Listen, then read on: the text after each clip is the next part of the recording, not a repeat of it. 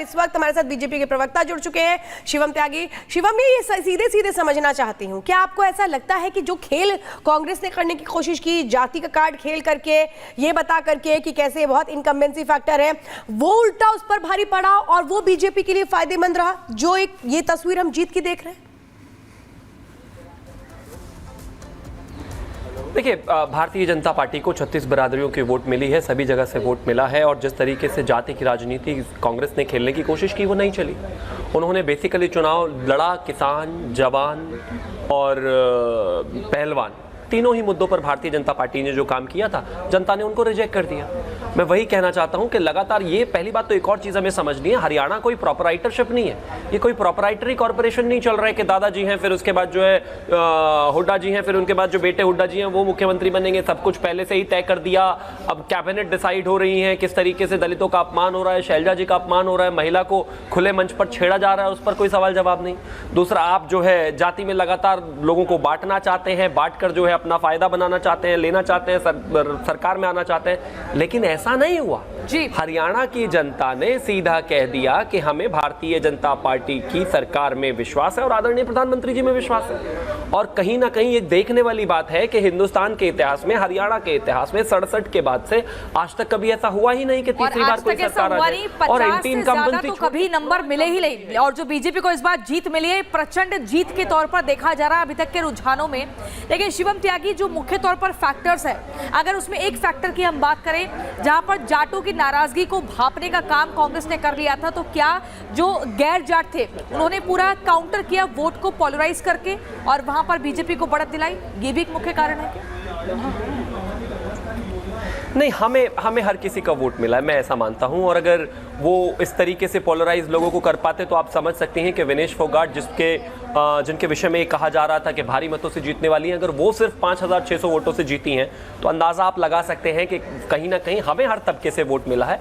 हर तबके ने कांग्रेस को पूरे तरीके से नकार दिया। अहंकार जिस तरीके से सर चढ़कर बोल रहा था, जिस तरीके से सरफुटवल तो इनकी थी ही, जिस तरीके से हमारी नीतियां रही, 1 रैंक 1 पेंशन हमने जो है जवान को दिया, और इसके अलावा खिलाड़ियों के प्रति किस तरीके का रवैया भारतीय जनता पार्टी की सरकार और आदरणीय प्रधानमंत्री जी का रहा, जिस तरीके से 24 फसलों पर हमने MSP दी, जिस तरीके से बिना खर्ची पर्ची की सरकार चली 10 साल, और इन सभी कामों को लेकर जिस तरीके से भारतीय जनता पार्टी आगे बढ़ी, जनता ने उसमें अपना फेथ फिर से इंपोज किया और इस बात को इंश्योर किया। पॉइंट गिनवा रहे, चाहे किसानों का मुद्दा रहा हो, पहलवानों का मुद्दा रहा हो, इन मुद्दों ने कैसे आपका साथ निभाया ये भी पता है, क्योंकि इन्हीं को तो उठाया गया था कांग्रेस की ओर से, ये बताते हुए कि इसने बीजेपी में कुछ नहीं किया। लेकिन एक सवाल मैं आपसे समझना चाहती हूँ कि क्या ये मान के चले कि लोकसभा चुनावों में जो हमने नतीजे देखे थे और खास तौर पर उत्तर प्रदेश में जो स्ट्रैटेजी प्लान की गई थी वो काम नहीं करी, और इन विधानसभा चुनावों में बीजेपी ने भी माइक्रो मैनेजमेंट किया गया, हर एक वो तस्वीर देखी कि कहां से हमें लॉस हो सकता है उसको ही भरपाई के तौर पर पूरा किया गया, जिसमें आपने 18 नए चेहरों को उम्मीदवार बनाया जिन्होंने एक बहुत अच्छे एक तरह से कहीं रोल प्ले किया। क्या ये तमाम तस्वीरें रही जो आज एक बड़ी जीत की तरफ आप लोग? देखिए, भारतीय जनता पार्टी कोई भी चुनाव ऐसे हाफ हार्टेड लड़ती नहीं है। अगर म्यूनिसिपल का भी चुनाव है और आदरणीय राष्ट्रीय अध्यक्ष जी भी वहाँ पर कैंपेन करने की बात आती है तो वो जाते हैं, कभी इस तरीके से सोचा नहीं जाता। अभी मैंने तो मीडिया से ही पता चला कि अभी चुनाव के रिजल्ट्स आए भी नहीं थे, बहन और भाई यानी कि गांधी जी, मिस्टर गांधी और मिसेस वाड्रा जो है दोनों ऑलरेडी देश छोड़कर चले गए हैं। आप इस तरीके से चुनाव लड़ते हैं, फर्ज कीजिए अगर वो मतलब चुनाव जीत गए होते तो आज अपने कार्यकर्ताओं को एड्रेस करने के लिए भी नहीं होते।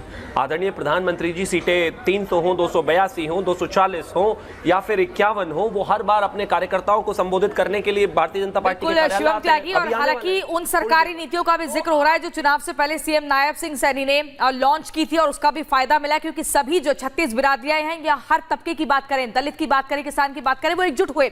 इसी बीच एक बड़ी खबर बता दें, फिर आपके पास आएंगे। चुनाव रुझानों पर क्या कुछ बोले केंद्रीय चुनाव मंत्री गिरिराज सिंह, आपको बता दें वो कहते हैं कि एक अकेला सब पर भारी। सुनिए, आपको सुनवाते हैं गिरिराज सिंह ने क्या कुछ कहा।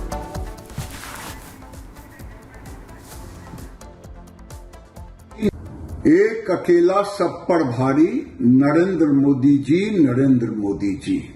आज मोदी जी का सबका साथ, सबका विकास, समृद्ध समाज को विकास की ऊंचाई पर ले जाना एक पथ प्रदर्शक का काम किया है और टुकड़े टुकड़े गैंग को आईना भी दिखा दिया है। मैं आज माननीय नरेंद्र मोदी जी को, माननीय अमित शाह जी को, नड्डा जी को और जम्मू के एलजी मनोज सिन्हा जी को कोटिशः धन्यवाद देता हूं और जम्मू कश्मीर की जनता, हरियाणा की जनता को सत सत नमन।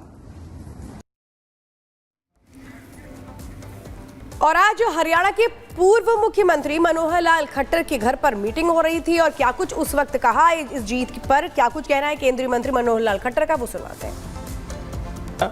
और मैं समझता हूं कि एक जनता ने एक ऐसा संदेश दिया है कि मोदी जी के जो सरकार की नीतियां हैं, मोदी जी की जो उपलब्धियां हैं, जो हमारा काम करने का तरीका है, कार्यपद्धति का, वो जनता के ऊपर असर कर रहा था और जनता ने उसका प्रत्युत्तर में भारतीय जनता पार्टी की हरियाणा में तीसरी बार सरकार बनाई है। और ये अपने आप में एक रिकॉर्ड बना है कि हरियाणा में आज तक किसी भी पार्टी की लगातार तीसरी बार सरकार नहीं बनी थी। पहली बार भारतीय जनता पार्टी ने हरियाणा में लगातार तीसरी बार सरकार बनाई। कांग्रेस पार्टी ने एक मुद्दा बनाया था, पहलवान, किसान और जवान, ये मुद्दा बना करके कांग्रेस पार्टी इस बार चुनाव में उतरी थी। आप क्या लगता है ये मुद्दा उनका चला नहीं? मुद्दा तो यही था। मुद्दा ये था कि हमने जितना हरियाणा के किसान के लिए, हरियाणा के जवान के लिए, हरियाणा के पहलवान के लिए किया है, कांग्रेस तो कर ही नहीं सकती है और ये चीज लोगों को पता है।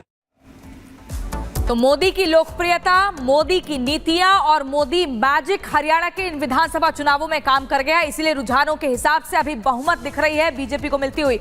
इन्हीं खबरों के बीच रुक रहे हैं छोटे से ब्रेक के लिए, कहीं मत जाइए। ब्रेक के उस पार भी लगातार खबरें जारी हैं और आपको बताएंगे, दिखाएंगे कि किस कदर लगातार बीजेपी की हैट्रिक के बाद अब हरियाणा में क्या कुछ अगला कदम भाजपा उठाएगी, कैसे जश्न मना रही है। देखते रहिए रिपब्लिक भारत।